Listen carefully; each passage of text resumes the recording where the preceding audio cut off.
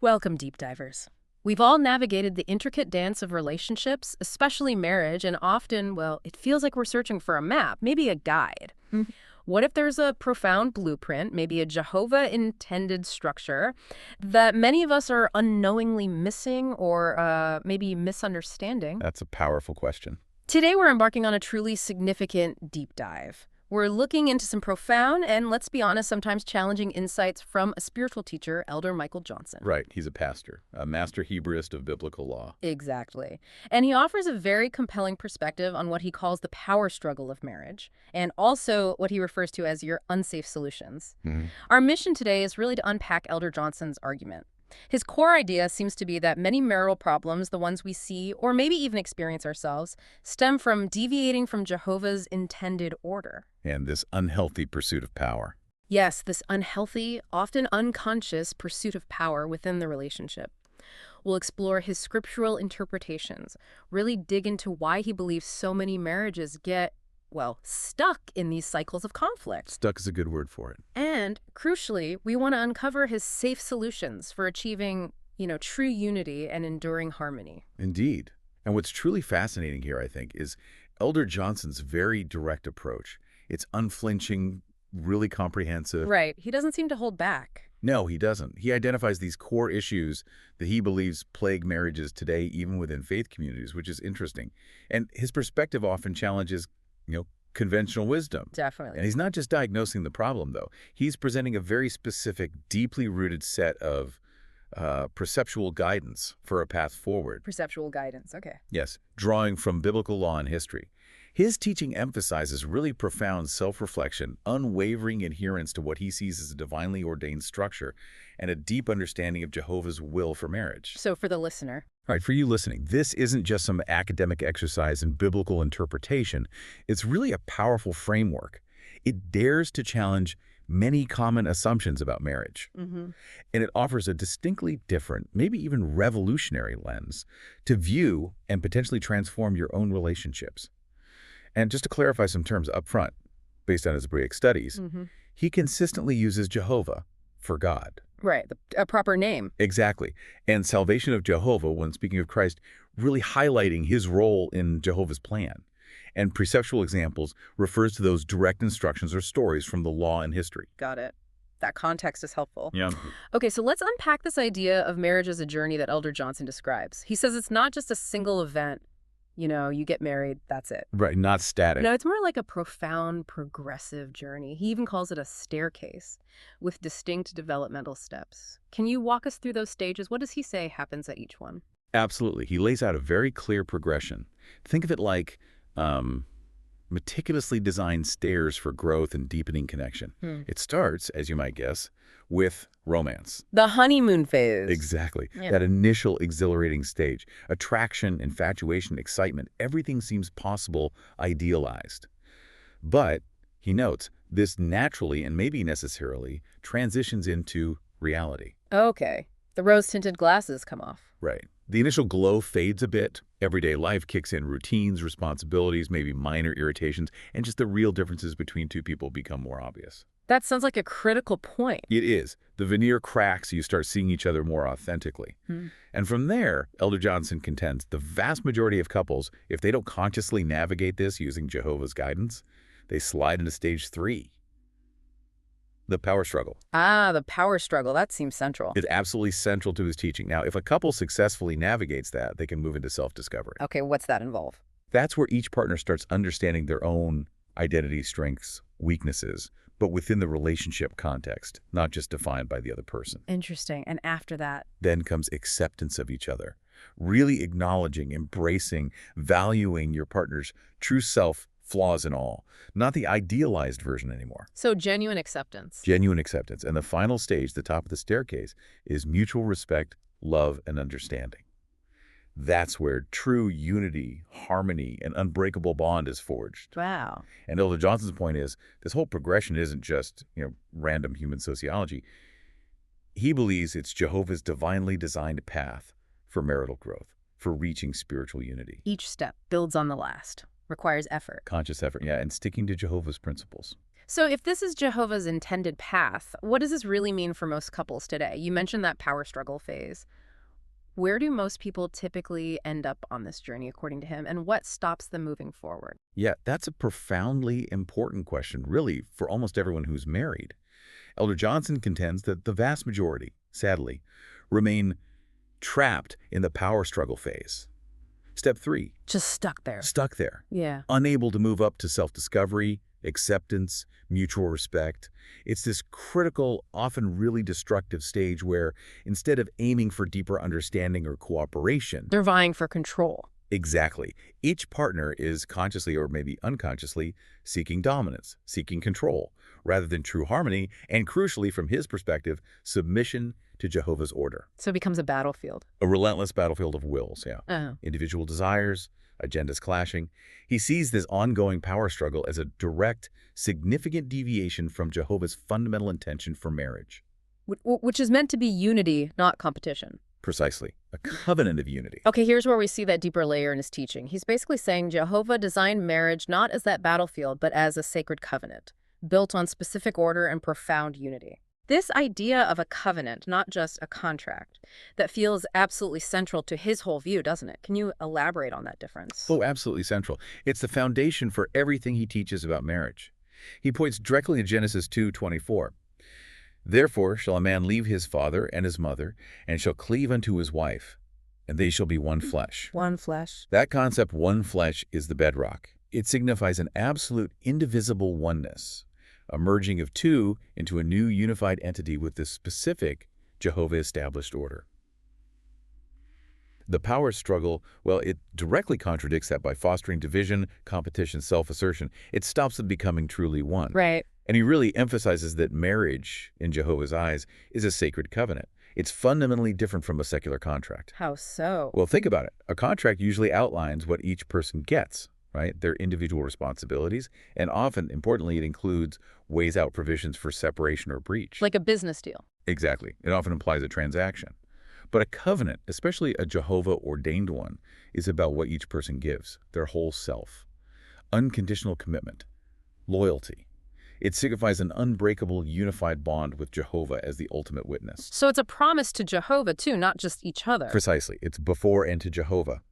The power struggle, though, with its focus on individual agendas, self-preservation, it just fragments that one flesh unity. It reduces the sacred spiritual covenant down to something more like a transactional agreement, devoid of its divine essence, its protective framework. And that's why it's so destructive in Elder Johnson's view. It attacks the very spiritual fabric of the union. Hashtag 2, unpacking Jehovah's established order. Okay, so Elder Johnson introduces this concept that, let's be honest, many might find quite challenging today, even contentious maybe, this idea of Jehovah's ordained order within marriage. Can you explain in depth what this order involves as he interprets it from Scripture? He's remarkably clear and direct on this. He says, Jehovah ordained order within marriage.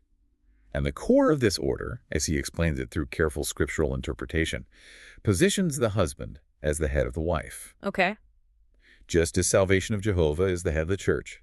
He points to Ephesians 5:23.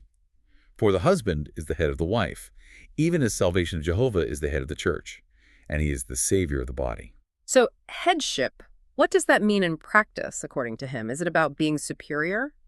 That's a crucial clarification. No, it's not about superiority in being or intellect or inherent worth. Elder Johnson clarifies it's about a specific functional structure for leadership, governance, spiritual direction within the marriage unit. A functional structure. Yes. It mirrors a spiritual hierarchy designed not for domination, but for peace, order, effective management of the household, protecting it from chaos.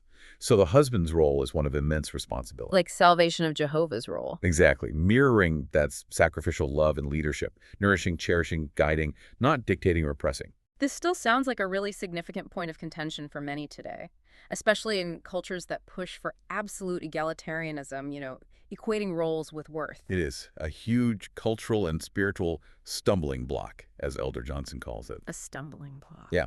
He points out this headship concept is a major hurdle for many, especially women maybe, who enter marriage with that modern belief in equal. Meaning identical roles. Right.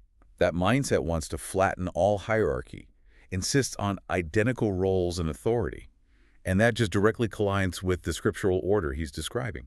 He argues that disorder, chaos, the power struggle getting entrenched, happens precisely when this Jehovah-ordained alignment is rejected or distorted or just not understood. So both people might be fighting for the same spot or refusing their own. Often, yes. He believes it's a fundamental misinterpretation of true equality. He'd say while men and women are absolutely equal in worth and dignity in Jehovah's eyes. Equal in value. Absolutely. But that doesn't necessarily mean they are equal in role or function within the specific covenant of marriage. He really stresses the difference between, say, ontological equality of being and functional differentiation. Confusing those two, he argues, leads straight to marital strife and abandoning Jehovah's blueprint. Okay. Can you give us some concrete examples, maybe from observations Elder Johnson shares?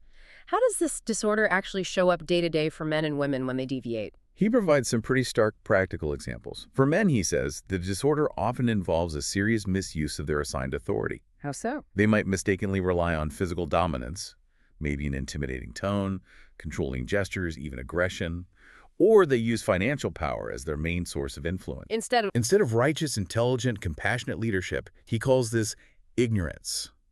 True headship isn't about brute force or worldly clout. It's embodying wisdom, setting a pure example, leading with self-sacrificial love, nurturing, not just asserting power over. When men use those worldly means, they're neglecting their perceptual duty to lead with spiritual insight and gentle strength. Okay, and what about for women? Conversely, he observes women, often, as he puts it, emboldened by modern independence. Maybe financial autonomy, career success, societal narratives they frequently contest or actively try to overturn this established order. Seeking control themselves. Seeking control, yeah, or challenging the husband's position, rather than embracing partnership within Jehovah's framework of unity.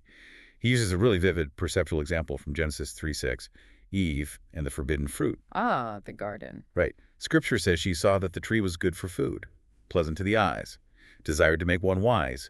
She took of the fruit thereof and did eat, and gave also unto her husband with her, and he did eat. So she acted first. Elder Johnson interprets this not as like an inherent flaw in Eve, but as her seeing an opportunity to change order and taking it upon herself to act first, bypassing Adam's designated headship regarding that specific command about the tree. In his view, that act kicked off the foundational power struggle. Deviating from the sequence, challenging the divine order given to Adam, that was the first direct challenge, he argues, to Jehovah's pre-established order in the marriage, leading to huge consequences. So, just to be crystal clear, Elder Johnson is making a really crucial distinction here. He's saying it's not about an absence of equality in creation itself. Not at all. But rather about a specific order in position or function within the marriage covenant. That's a really important clarification. Precisely. That distinction is absolutely critical to get his teaching. He fully acknowledges Genesis 5:2. Male and female created he them and blessed them and called their name Adam in the day when they were created. That passage, he explains, clearly signifies men and women are equal in knowledge, equal in inherent worth, dignity, spiritual value in Jehovah's eyes. No qualitative difference in their created essence, but he clarifies it's an order. It's all about position, not about strength. So while equally valuable, equally intelligent, equally blessed, they have distinct divinely appointed roles and functions within the marital structure. Complementary roles? Complementary, yeah. Designed to work in unity, not interchangeable or competitive. Does he offer other scriptural support for this? He does. He cites 1 Peter 3:1-2, which tells wives to be in subjection to your own husbands, that if any obey not the word, they also may without the word be won by the conversation of the wise, while they behold your chaste conversation coupled with fear. So the wife's conduct has power. Exactly. It emphasizes the spiritual power of her righteous behavior and submission, not as weakness, but as a potent force for influence and witness, even with an unbelieving husband. It shows the unique strength of her assigned position. And then he uses that powerful story of Abraham and Sarah in Genesis 21:12. It really demonstrates the consequences when order is disturbed and then, through Jehovah's intervention, reestablished. Remind us of that one. Remember, Abraham first listened to Sarah's suggestion to have a child through Hagar back in Genesis 16. That was a deviation from Jehovah's promise of a son through Sarah herself. Human impatience, basically. Right, which caused conflict later. Immense conflict. Years later, trouble erupts between Sarah and Hagar. Sarah demands Hagar and Ishmael be cast out. Abraham is deeply upset. But Jehovah steps in directly, Genesis 21:12. Let it not be grievous in thy sight. In all that Sarah hath said unto thee, hearken unto her voice, for in Isaac shall thy seed be called. So Jehovah tells him to listen to Sarah. Now, Elder Johnson interprets this not as Sarah suddenly getting headship over Abraham. Instead, it's Jehovah correcting Abraham's earlier failure to uphold his word.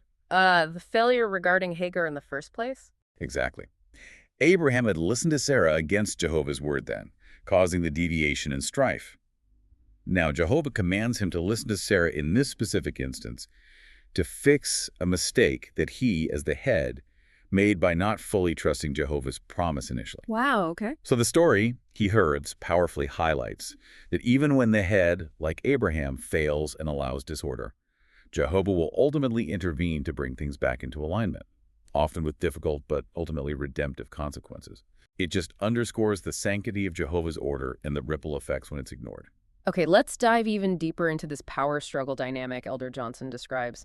When couples don't stick to this order, what specific errors does he say men and women tend to make? How do these errors show up in their pursuit of control? Yeah, he's quite explicit about the distinct errors each gender often falls into during this struggle.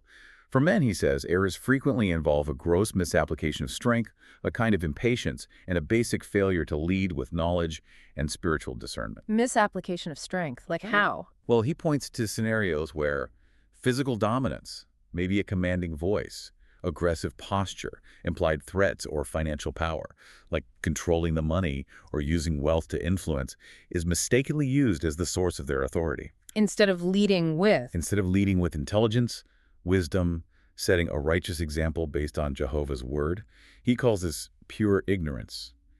Men perceive headship as a right to dominate, make all decisions alone, impose their will. Instead of seeing it as a responsibility. Exactly. A solemn responsibility to lovingly guide, protect, nourish with wisdom and compassion. Leading with the flesh, you could say, rather than the spirit. Okay, and what about the errors he sees typically made by women in this power struggle? On the women's side, Elder Johnson observes their errors often stem from an intense pursuit of equality or maybe control, frequently fueled by financial independence, career success, or just prevailing societal influences. So pushing back against the order. Actively refusing to be, as he might put it, pushed around by strength, maybe viewing submission as weakness or subjugation. So they challenge the husband's headship, try to establish their own authority or decision-making power. He gives a particularly intriguing, maybe even provocative example to illustrate this. He posits that a woman might tolerate far more bad behavior, disrespect, irresponsibility from, say, a billionaire Than from a regular guy. than from a man with just a respectable income. Yeah. Why? Because, as he states it, his power lies in his money, not in intelligence. It lies in money. That's the strength. That's the source. And she recognizes that as a source. Wow. That's quite an observation. It's a profound insight, yeah. It implies that even while consciously seeking equality, some women might unconsciously respond to perceived worldly power, like huge wealth. And they let that dictate their boundaries, expectations, even tolerance for poor behavior. So it's still a power dynamic, just a different kind. Exactly. A different kind of power struggle. Where material success, not Jehovah's order or spiritual leadership, becomes the unconscious judge of respect and influence. It's like submitting to a false god of wealth instead of the divine blueprint. That is a challenging thought. So what's the end result when these individual errors persist? Men misusing authority, women contesting roles. What happens to the marriage itself? The outcome, he warns, is pretty stark and ultimately tragic for the sacred institution. When these errors continue, when the power struggle is the default mode, marriages inevitably shift into what he calls partnerships or business contracts. Losing the spiritual core. Stripped of their spiritual covenant, yeah. Losing that profound Jehovah-intended oneness. Instead, they become transactional arrangements based mostly on individual abilities, finances, shared duties, maybe mutual convenience. Rather than that deep, unified bond. Right. Rather than the bond Jehovah intended. He sees it as a fundamental degradation of Jehovah's design. The sacred essence gets eroded. It stops being a spiritual one flesh, that mystery embodying Jehovah's relationship with his church, and becomes more like a secular merger, an economic alliance, easily dissolved when the terms aren't met. The spiritual foundation is gone. Replaced by a purely carnal or worldly agreement. This degradation, then, seems to lead straight to his critique of certain modern practices, right? He specifically calls out things like prenups and hyphenated names as examples of this shift away from one flesh. Absolutely. His critique there is very pointed. He argues vehemently that practices like prenuptial agreements and name hyphenations fundamentally undermine the unity and covenantal nature of marriage. So they're not just practical things. To him, no.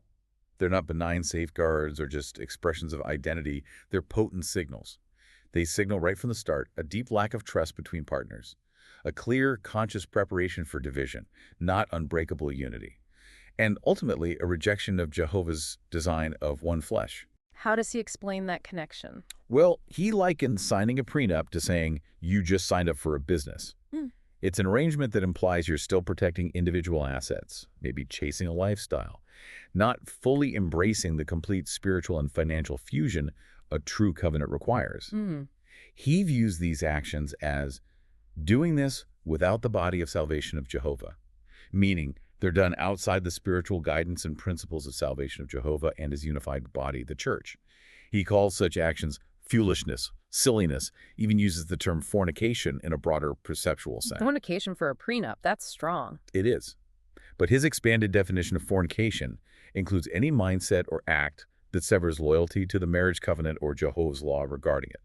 Not just sexual immorality. It's that kind of spiritual infidelity to the blueprint itself. He really emphasizes that perceptual concept of one body from 1 Corinthians 12. Husband and wife are meant to be a unified whole, like the members of salvation of Jehovah are one body. So to hyphenate a name, for instance, or create a prenup, is seen as symbolically and practically dividing the single unified body. Showing a lack of faith in the permanence. Exactly. Lack of faith in the permanence and indivisible unity the covenant is supposed to represent. He also points to 1 Corinthians 6:15-18, which warns against joining oneself to harlots, and emphasizes that joining oneself to the Creator makes one spirit. He argues that engaging in practices that divide the marital body or show you're ready for division is a form of spiritual fornication because it betrays the sacred oneness Jehovah ordained. You're joining with worldly divisive principles instead of the unified spirit of Jehovah. ## Jehovah 4. The destructive force of busybodies. Okay, this brings us to another really fascinating, but again, quite challenging aspect of his teaching. He gives a very strong warning about what he calls busybodies and their insidious impact on marriage. Who exactly are these individuals? And why does he consider them so profoundly dangerous to a marriage? Elder Johnson identifies busybodies as these outsiders who inject themselves into the private, sacred space of a marriage. And in doing so, they inevitably introduce division and chaos. And it's not just strangers. No, often, and maybe most dangerously, they can be very close. Families, brothers, sisters, mothers, fathers, cousins, uncles, or well-meaning but misguided friends. Even counselors, secular or faith-based, who aren't aligned with Jehovah's word, and maybe even media or cultural influences. What do they do specifically? He describes them as actively injecting things like jealousy, lasciviousness, idolatry, hatred, variance, ill emotions, wrath, strife, heresies against the spouse. They often become these self-appointed doctors or counselors for the marriage. Often without real qualification. Right, often without any real qualification, genuine spiritual insight, or tellingly personal success in their own marriages. Their involvement, he argues, is never truly neutral. It always pulls the couple further away from Jehovah's blueprint. So what's his core objection to seeking advice from these people? I mean, isn't that what we're often told to do when we're struggling? Reach out. His objection is deep and multi-layered. He strongly cautions that their counsel almost always is worldly, carnal, or rooted in human traditions rather than Jehovah's word. So it's coming from the wrong source. Exactly. It originates from a human-centric or secular view, lacking that spiritual foundation, the wisdom from Jehovah's eternal statutes. Their interference, he says, destabilizes the covenant bond itself. It systematically sows mistrust, confusion, rebellion against the Jehovah-ordained order. Instead of healing, they often make wounds worse or create new ones. He uses incredibly strong language here. He likens them to harlots or having a whore's spirit because they intrude into the intimacy and sanctity of someone else's marriage, defiling that sacred space. Oh. He also calls them workers of iniquity, drawing from Matthew 7:23, where Salvation of Jehovah says, "I never knew you, depart from me, ye that work iniquity," implying their actions are fundamentally against Jehovah's will. And he connects them to another scripture, too. Yes, he characterizes them as having a form of godliness but denying the power thereof. referencing 2 Timothy 3:5, that warns about people with an outward religious appearance, but no real spiritual substance or adherence to Jehovah's power. So his conclusion is, Unequivocal. From such, turn away. It's not just about getting bad advice. It's about a spiritual contamination that actively undermines the foundation and purpose of the marriage. It's like opening the door for the enemy of unity. he even connects seeking their advice to his expanded idea of fornication. That's an incredibly strong link, tying a common practice to such a serious spiritual issue. He does. And it really highlights the breadth of his understanding of fornication in his teaching. He intentionally broadens it beyond just sexual immorality to include any mindset or act that severs loyalty to the marriage covenant or fundamentally to Jehovah's law concerning marriage. So getting bad advice can be spiritual infidelity. In his view, yes. Relying on external ungodly sources, those that contradict or undermine the divine order, is considered fornicating against one's own body and the sacred unity of the marital bond. It's a spiritual act of disloyalty, a betrayal of the sacred union and Jehovah's blueprint for it. How do they keep couples stuck? Well, he explains these busybodies prevent people from seeing the truth, the clear path Jehovah laid out. It's like being unable to see the forest for the trees, he says. Too much noise. Exactly. Their constant interference creates this dense thicket of worldly opinions, emotional reactions, carnal solutions. It just obscures Jehovah's clear, simple path, and it keeps couples perpetually stuck on step 3, that power struggle phase. They fuel confusion, prevent genuine self-reflection, and adherence to divine instruction. Any other scripture he uses here? He also mentions 1 Timothy 5:13, which warns against women being idle, tattlers, and busybodies, speaking things which they ought not. This highlights the negative impact of meddling behavior, especially when it intrudes on the sanctity of marriage. It's a warning against that idleness of mind and tongue that leads to destructive interference. ###fee. Consequences of disunity and flawed counsel. So when couples ignore Jehovah's blueprint, as Elder Johnson sees it, and they fall into these unsafe solutions, whether it's outside influence or just the ongoing power struggle, what are the real-world consequences he points to? What does he warn against? The consequences, according to him, are stark and quite devastating. He states very clearly that disunity in marriage inevitably produces deep struggles, schism, which he defines as division or separation, and ultimately divorce. And this isn't just happening outside faith communities. No, and that's what's particularly striking and deeply alarming in his view. He observes these issues are tragically prevalent, even among those claiming faith. He provides some really troubling statistics, asserting that churches, rather than being beacons of marital stability and adherence to Jehovah's design, They often look like the world. they often mirror the world in their rates of failed marriages. He posits a staggering 99% divorce rate if all Christian branches are considered together. 99%, that seems incredibly high. How does he arrive at that? It's important to understand how he reaches that figure. It seems, based on his specific interpretation of what qualifies as a Christian branch and what constitutes a failed marriage, according to his understanding of Jehovah's law, rather than relying solely on, say, standard sociological data. So it's his theological assessment. Right. His point is that even within professed faith communities, the practical application of Jehovah's statutes for marriage is largely being neglected. And this leads to the same catastrophic outcomes seen in the secular world. To him, this is undeniable evidence that these unsafe solutions, pride, human tradition, worldly wisdom, external interference, self-will, are actively undermining marriage sanctity even within religious groups that should be upholding Jehovah's word. So that high figure is like an indictment from his perspective. A powerful indictment, of the church's failure, as he sees it, to teach and strictly adhere to Jehovah's precise blueprint for marriage. And he doesn't hold back on traditional counseling either, does he? Whether secular or even some church-based advice, he seems to think it contributes to the problem. Not at all. His stance on traditional counseling is pretty uncompromising. He rejects it almost entirely, viewing it as fundamentally flawed in its approach. Why? What's the flaw? He describes it often as a courtroom process, where individuals are basically encouraged to present your personal evidence against the other party. So it becomes about blame. Exactly. The focus shifts to fault-finding, blame, accusation, rather than genuine self-reflection and finding solutions according to Jehovah's pure word. This approach, he argues, inherently fosters more division, adversarial thinking, not true reconciliation or adherence to Jehovah's design for unity. It's about winning the argument, not finding truth. Right. justifying your own position rather than humbly seeking Jehovah's truth and applying it to yourself first. And he criticizes some church teachings, too. He similarly criticizes many church teachings and programs, suggesting some inadvertently teach people how to be divorced. How could that happen? Well, in his view, it happens when they offer pathways or maybe justifications for separation that aren't strictly aligned with Jehovah's unwavering principles for marital sanctity. Instead of upholding the covenant as unbreakable, they might introduce exceptions or allowances that, while maybe comforting short-term, ultimately erode the spiritual foundation. So what's his alternative to seeking outside counsel? His alternative is a very strong, direct instruction. Couples should learn at home. That's a direct reference to 1 Corinthians 11:34, which says, "And if any man hunger, let him eat at home, that ye come not together unto condemnation." But that verse is about the Lord's Supper, isn't it? It is, specifically. But Elder Johnson extrapolates the principle.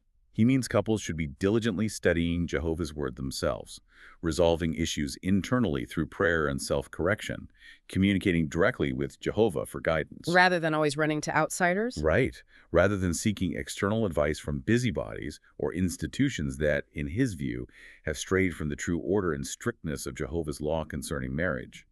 The responsibility, therefore, lies squarely with the individuals within the home. He keeps coming back to that profound concept of marriage as one body, one flesh. What really happens then when that essential unity so central to his teaching is lost or deliberately broken? When that unity, that one body, one flesh ideal is lost, the consequences are far-reaching and deeply spiritual. He uses that analogy from 1 Corinthians 12, husband and wife, as different, yet interconnected, parts of one unified body. He quotes, "And whether one member suffer, all the members suffer with it, or one member be honored, all the members rejoice with it." So what affects one affects the other deeply. Deeply, almost physiologically interconnected. If one partner suffers, the other inevitably suffers. If one deviates from Jehovah's order, the whole body is affected. So when unity is broken through prenups or hyphenated names or just the power struggle, He argues it creates schism, a division, a separation. And this schism isn't just emotional or relational, it's a profound spiritual division, a separation within the body Jehovah intended to be whole. and that spiritual breach has consequences. Big ones. It harms emotional and psychological well-being, obviously. But significantly, it also hinders prayer. It severely impacts their collective and individual spiritual walk with Jehovah. A divided house can't stand right, and a divided spirit struggles to connect with Jehovah in unity. He even critiques the doghouse mentality. He does. That common scenario where, say, a wife denies conjugal rights, maybe makes the husband sleep on the couch as punishment or control. Elder Johnson views this as a direct and grave deviation from Jehovah's order. Because Scripture indicates the wife has no power over her own body, but the husband does, and vice versa. It highlights the complete inseparable unity meant for the one flesh union, even in the most intimate areas. So withholding that is a violation. A profound violation of the one body principle, yes. It causes schism, disrupts the spiritual flow of the covenant. It shows a lack of submission to Jehovah's blueprint and an attempt to use carnal power, not to achieve spiritual unity. When unity is lost, the whole system suffers. Spiritual growth is stunted, and the very purpose of the covenant gets deeply undermined. Okay, so if these unsafe solutions, the power struggles, the outside influences, the secular approaches lead to so much disunity and all these problems we've discussed, what is Elder Johnson's path forward? What's the way to a healthy, harmonious, Jehovah-honoring marriage? Where does the change actually begin for someone? The ultimate solution, the non-negotiable one he asserts, is for both partners to fundamentally shift their focus inward, radically inward. Instead of focusing on the spouse? Exactly. Instead of trying to change or blame or manipulate their spouse, they must concentrate intensely on changing themselves. He powerfully emphasizes this using 1 Corinthians 11:31. For if we would judge ourselves, we should not be judged. Judge ourselves first. Right. Profound personal transformation, rigorous self-reflection, diligently correcting one's own faults and deviations from Jehovah's law that becomes the absolute starting point. Change, he insists, begins within each individual, not by trying to force it on the other person. So it's an internal shift. An internal revolution, yeah. A humble alignment of your own will with Jehovah's. Recognizing you can't change someone else, but you always have the power through Jehovah to change yourself and how you respond within the marriage. And that breaks the cycle of blame. It does, and empowers the individual to act righteously, regardless of what the spouse is doing. So how does this focus on self-change connect back specifically to those divine roles and the Jehovah-ordained order we talked about earlier? It sounds like it's about getting back to the blueprint. Exactly right. This self-change is fundamentally about returning to understanding and fulfilling one's assigned covenant roles righteously within that Jehovah-ordained structure. So for the husband. For the husband, it means embracing his role as head, not as a tyrant, but as a leader who guides with intelligence, wisdom, sets a good, godly example, not resorting to physical strength, manipulation, or worldly dominance. He's told to nourish and cherishes his wife as his own body. Like salvation of Jehovah cherishes the church. Precisely. That's Ephesians 5:29. For no man ever yet hated his own flesh, but nourisheth and cherisheth it, even as salvation of Jehovah the church. It describes the leadership that's nurturing, protecting, spiritually guiding, deeply caring, selfless, sacrificial love. Okay. And for the wife, what does her self-change look like in this framework? For the wife, her self-change involves embracing her role as a helpmeet, as described back in Genesis 2:18. Jehovah said, I will make him an helpmeet for him. This isn't a position of inferiority, he stresses, but one of spiritual strength, support, profound value within the unity. So what does that mean practically? It means being in subjection to her husband, not through fear, but through a meek and quiet spirit, which 1 Peter 3:5-6 calls priceless to Jehovah. That passage says, Holy women also who trusted in Jehovah adorn themselves, being in subjection unto their own husbands. Even as Sarah obeyed Abraham, calling him Lord, whose daughters ye are, as long as ye do well, and are not afraid with any amazement. Not afraid with any amazement. What does that phrase mean here? Elder Johnson clarifies that means wives are encouraged not to be intimidated or swayed or spiritually thrown off balance by the maybe awe-inspiring but potentially misapplied authority of their husbands. It's about confidently, peacefully fulfilling her Jehovah-given role within the divine order, knowing her immense value and spiritual strength in that position, and trusting Jehovah to work through the appointed structure. That's a really comprehensive view of self-correction within those roles. What about his expanded definition of fornication again? But in terms of these solutions, how does actively fleeing fornication guide couples towards a healthier marriage? Right. He stresses that couples must unequivocally flee fornication. And in the context of solutions, this becomes profoundly actionable. It means actively avoiding any mindset, thought pattern, or act that severs loyalty to the sacred marriage covenant or to Jehovah's law regarding it. So it's about guarding the unity. Guarding the sacred unity, yes, not just physically, but spiritually and emotionally. This includes, as we discussed, steering clear of external advice that leads them away from Jehovah's path. Because that advice is like spiritual fornication, bringing in outside influences that contradict Jehovah's will and usurp his authority in the marriage. And avoiding practices that undermine unity. Exactly. Consciously rejecting practices that undermine the one flesh unity, like prenups planning for division, or name hyphenation symbolically resisting fusion. The solution is singular loyalty, devotion exclusively to the covenant itself, and Jehovah's explicit instructions for it. Maintaining fidelity to the blueprint. Unadulterated fidelity, yeah. Refusing to compromise the sacredness with worldly compromises or ungodly influences. Fleeing fornication is this active, ongoing process of safeguarding the marital sanctuary as Jehovah's holy institution. And finally, Elder Johnson offers what he calls his final counsel. Some very practical, though maybe challenging directives regarding the marriage, maintaining that self-corrected path. Can you elaborate on those steps? Indeed. His final counsel provides a pretty robust framework of actionable steps, all deeply rooted in perceptual wisdom, for both partners to safeguard and nurture their union, even when things are tough. First, work on yourself first. The unwavering emphasis stays squarely on internal transformation. True, lasting change starts inside. You can't dictate someone else's heart or actions, but you are fully responsible for your own alignment with Jehovah's will. This focus stops the blame game and empowers righteous action. Okay, focus inward. Second, stay in your assigned role. Understand and diligently fulfill your duties according to Jehovah's blueprint. Don't covet, compete for, or try to usurp the other spouse's authority or position. It's about humility, obedience, staying in your lane as divinely appointed, knowing each role is vital for harmony. Got it. Roles are important. Third, reject outside influence. Keep the marriage private. Vigilantly shield it from meddling voices, family, friends, unqualified counselors, media noise. He cites Proverbs 14:1. Every wise woman buildeth her house, but the foolish plucketh it down with her hands. Meaning, a wise person protects the marriage from external voices that would pluck it down with ungodly advice or division. Requires discernment, courage to set boundaries. Protect the home. Makes sense. Fourth, do not imitate others. He strongly warns against using other marriages, even ones that look successful, as your main example. He says pointedly, you're never going to see what's really behind that other side of that door. Appearances are deceiving. What seems to work for others might not align with Jehovah's will for you. So the only example is? The only true, perfect example to follow, he says, is the one set by salvation of Jehovah, aligning your own marriage exclusively with Jehovah's pure principles and statutes. Okay. And the last point seems particularly challenging. It is. Finally, he emphasizes treating an enemy, and he defines this as a spouse acting contrary to Jehovah's will, not literally a hostile enemy. Treat them with kindness. And crucially, do not change your own righteous position. Meaning, even if your spouse is directly opposing Jehovah's order, you maintain your own adherence to Jehovah's word. Demonstrate patience, love. This echoes Proverbs 25:21. If thine enemy be hungry, give him bread to eat. In Romans 12:20, in so doing thou shalt heap coals of fire on his head.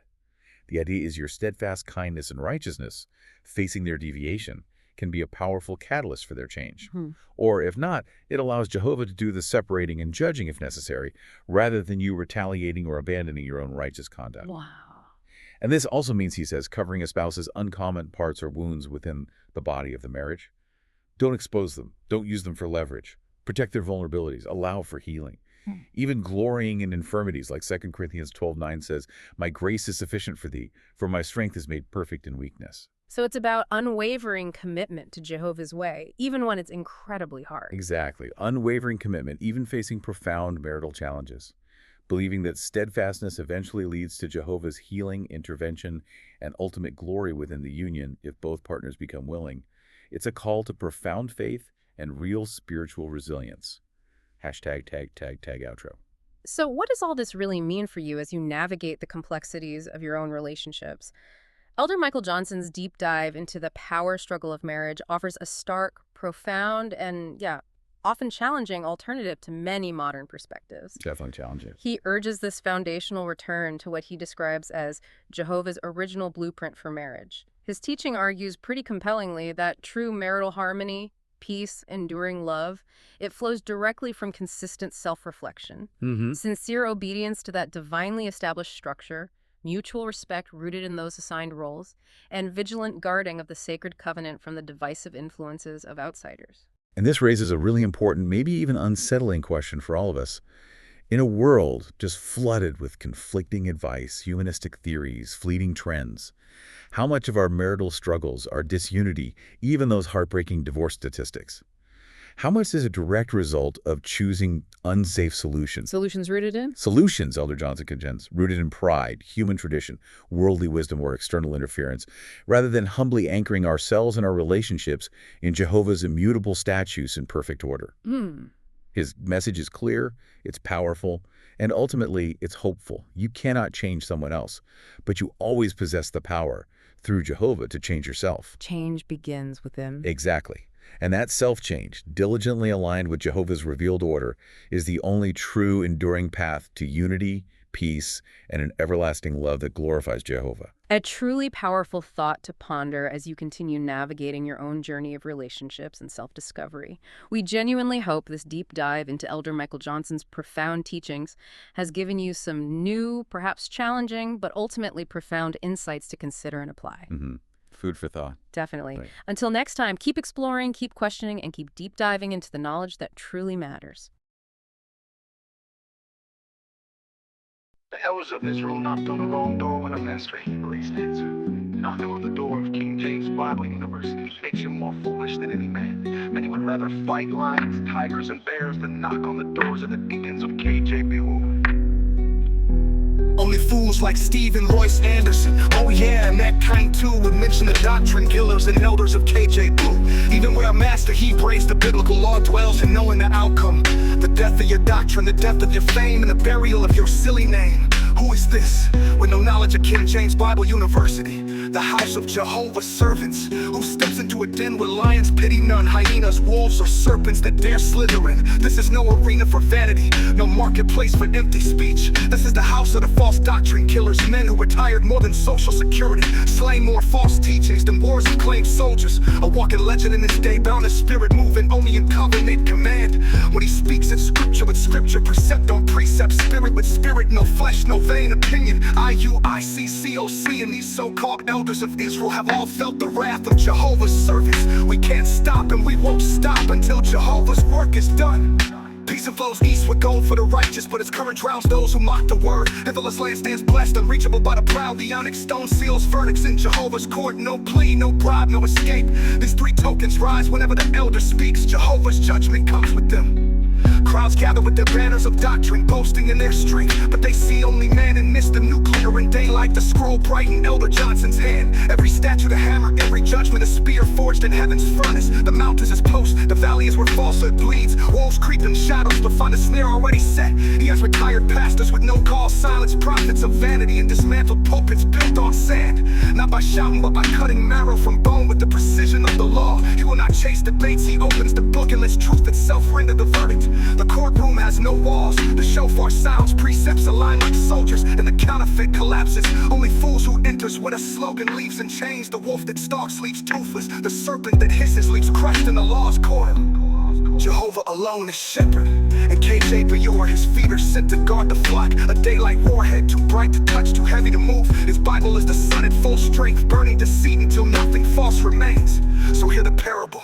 Who is this? Stepping unlearned into the house of Jehovah's servants. Who dares walk into a den where lions pity none, hyenas, wolves, and serpents that crawl in?